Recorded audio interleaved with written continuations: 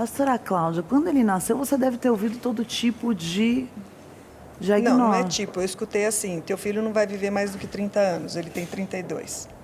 Então, assim, é muito difícil para algumas mães. Ai, que bom, estou falando sem me emocionar muito, porque eu estou superando também. Então, assim, é muito difícil para uma mãe, assim, eu tive, assim, Deus como me escolheu no ventre da minha mãe, Ele me guardou muito em muitas situações, que não é o caso hoje, hoje é de superação do meu filho. Mas, assim, que esse diagnóstico era na época, porque muitas mães tinham mais de 40 anos e nasciam com problemas cardíacos, a maioria deles. Não tinha nada para eles, então eram obesos, sedentários. Quando Wagner nasceu, já tinha bastante coisa, já evoluída. E eu sempre fui muito esportista. Então, assim, com 3 anos de idade, ele já tinha uma prancha, já surfava, já começou. Hoje ele é surfista, surfa no fundo do mar, sozinho. Então, assim, ele tem muitas coisas que ele faz, mas é que ele fala assim, quem tem problema não sou eu, é o diabo. Tentou me colocar problema, mas não conseguiu. Então, assim, e eu sempre coloquei assim, o que você... Eu quero fazer tal coisa. Você consegue? Mas nem eu sei se eu vou conseguir, mas eu vou tentar. Então, eu sempre deixei ele tentar. Né? Ele quebrou o pé, ele quebrou o braço, ele tem corte na testa, como as minhas filhas. Mas você deixou ele tentar? Eu tenho 2 filhas. Eu deixei ele tentar. Lógico, os meus cuidados, mas só que sempre tem algumas situações que nem ele anda de patins roller, ele anda de skate. Ele sempre foi muito radical, assim, minhas filhas. Então, ele junto. E eu também. Né? Porque, assim, eu sempre permiti, né?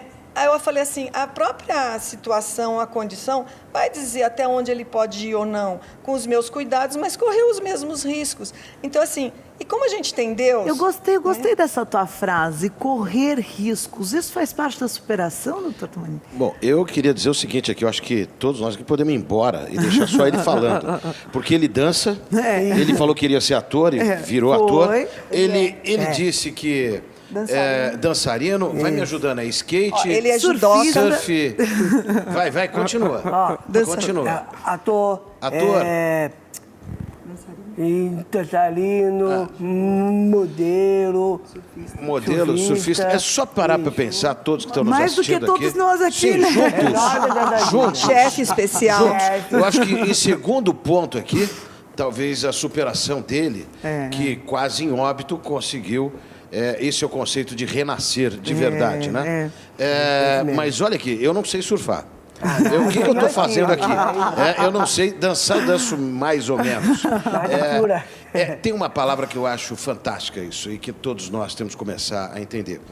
Nós levamos uma vida muitas vezes ordinária, aceitando absolutamente tudo que está tendo. Para ser extraordinário, qual a diferença de ordinário com extraordinário? É a palavra extra, a gente tem que fazer o extra, o mais. E nós temos que buscar isso. Deus mais. Sem dúvida. E buscar isto mais. Qual é a vontade que eu tenho? Porque eu vejo que a maioria das pessoas tem sonho. Eu falo, se sonho fosse legal, só o sonho fosse bom, vai dormir e acorda para ver como é que você vai levantar. Exatamente a mesma coisa. Mas as pessoas têm, isso não existe na língua portuguesa, né? Tem muita iniciativa, mas não tem acabativa. Né? Elas não dão conclusão àquilo que estão fazendo. E aí ficam fazendo o quê? Ficam, mas se eu não tive sorte. Porque não era o momento. E ela não desafia a ela própria. Olha o maior exemplo aqui de desafiar. A síndrome de Down poderia falar, ele tem limite. Não, quem tem limite sou eu. O normal, falou isso, porque eu nasci com síndrome de Down, mas o normal, mas eu sou indiferente e vocês. Aliás, é uma palavra muito legal isso que ele falou, né? Indiferente e vocês. Sim. Espírito diferente está dele. Agora, será que nós somos normais? Ele que está fazendo um monte de coisa. Extraordinário. Ele é extraordinário. Isso daí que é bacana. Então, parem para pensar, todos vocês, esse negócio da limitação que a gente coloca no emprego, no trabalho, as pessoas não acordam apaixonadas pelo que faz. Isso. Ele é apaixonado pelo que faz, dá para ver no sorriso dele. É verdade. Tá? Dá para ver quando ele fala, ele não fala com aquela coisa da lamentação, olha, eu sofri, mas agora eu consegui superar. Não, é com a vontade, com o prazer. E eu acho que isto é um grande ponto. E ele faz... e me parece que apaixonado por isto. Isso é importantíssimo para a recolocação profissional, porque é claro que ninguém vai dar uma oportunidade de trabalho, doutor Cláudio, uma pessoa que vai para uma entrevista com essa atitude que você colocou, né? Eu estou falido, eu estou depressivo. Quem que é uma pessoa com esse perfil ao seu lado numa equipe? De jeito nenhum. Aliás, as pessoas gostam de gente feliz, de gente alegre. A gente não tem que ter obrigação de ficar alegre e feliz todo momento. Tem hora que vai ficar bravo mesmo, tem hora que vai ficar ensandecido e tal. Mas a essência da pessoa, que eu falo, a áurea dela tem que ser muito gostosa. E isso vai desde a apresentação dela, do asseio dela, da forma de olhar nos olhos de cada pessoa, do cumprimento.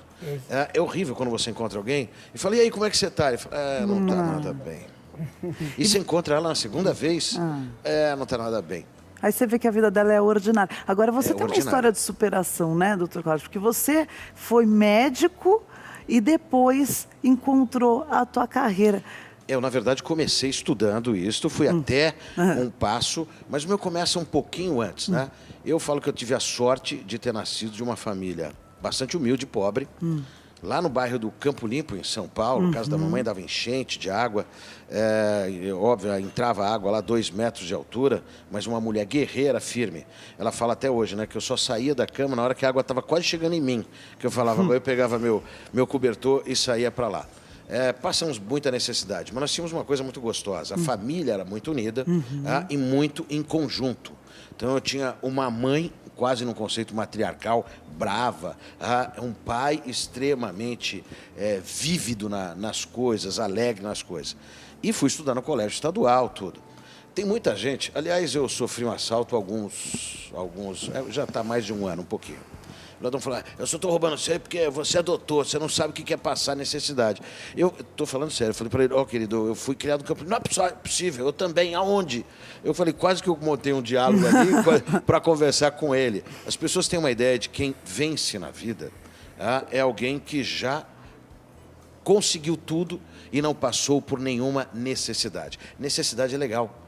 Basta saber o que você vai fazer com a vida, da condição ordinária para extraordinário.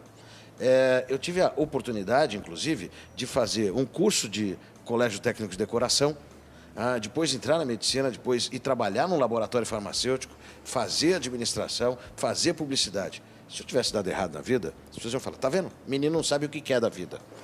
Aí você dá certo, sabe o que eles falam? Nossa, que multiplicidade de atividade, como ele está falando ali, que multiplicidade de atividade. Eu acho que o que você dá de resposta para a vida é o que a vida vai te dar de presente, tá? Porque nada acontece de nada. E ele falou que chegou no fundo do poço. Cheguei, com certeza você descobriu que fundo de poço tem subsolo. Tem. O legal é o seguinte, quando chega, não tem mais para onde ir. Interessante, você falou, eu vim de uma cidadezinha de 5, nem chega a 10 mil habitantes, tá? Vivi de chão, a casa minha é de chão batido mesmo, entendeu? Peguei o finalzinho da ditadura ali em Minas, entendeu? Então passei por isso tudo aí. É verdade, eu concordo com ele. O meu pai também vem de origem muito humilde. Meu avô era coveiro e a minha avó lavava roupa para fora, para outras casas. E ele, o caçula, começou a trabalhar aos 9 anos. E agora que ele completou 60 anos, ele chamou a minha avó e ele falou, essa mulher é o maior motivo do meu sucesso. Porque me ensinou a ter dignidade, a não ter vergonha de trabalhar, a levantar a minha cabeça e ir batalhar pelos meus sonhos.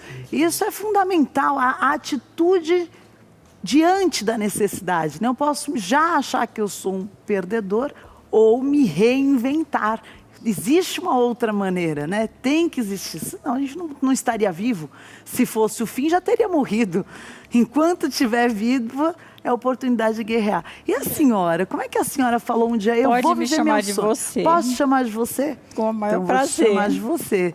Como é que você decidiu viver esse sonho? Qual foi o dia que você falou, eu posso ser feliz? Porque eu já tinha sido modelo fotográfico, até os 20 anos eu fui modelo fotográfico. E depois eu casei e parei. Foi construir uma família. Fui construir uma família. E quando eu, determinado momento que eu perdi meus pais e fiquei com muita depressão, eu também fumava, parei de fumar e engordei. E aí eu fiquei em depressão, com gordura, perdas familiares. Olha aqui como é que ela estava. Bem mais cheinha, né? Nossa, 80 e poucos quilos, né? Olha, o rostinho bem mais cheinho. Então, e aí um dia eu levantei e disse, não vou mais fumar, não vou mais tomar calmante, porque quando a gente está gorda e está com depressão, poucos são aqueles que estão do seu lado. Acha que você é louca, se entregou, né? Mas era uma doença mesmo. Então eu tive apoio do meu marido e da minha filha. Eles me apoiaram muito e me disseram, vamos mudar isso. Eu disse, vou mudar. Mudei. De um dia para o outro, mudei, graças a Deus. Olha só. Emagreci. E aí fiz um Facebook, coloquei que eu era ex-modelo. Começaram a aparecer os convites para fazer TV, fazer passarela, fazer desfile. E hoje? Faço todos os canais de televisão, entrevista, faço também autoestima em asilos para idosos, que as pessoas precisam melhorar a sua autoestima. E desculpa a pergunta, a senhora hoje está com quantos anos? 64. Com 64 anos, a senhora voltou a viver um sonho teu. Foi. E está inspirando a terceira idade por onde a senhora vai. Sou convidada para fazer curta-metragem, fazer as coisas. E eu faço assim, eu dou muita palestra mesmo no Facebook, em todos os lugares que eu vou, eu procuro estimular que a pessoa, mesmo após 60 anos, não pode ficar largada, com depressão, tem que ter motivação, tem que ter autoestima. E eu acho que... Sabe, tem que viver, né?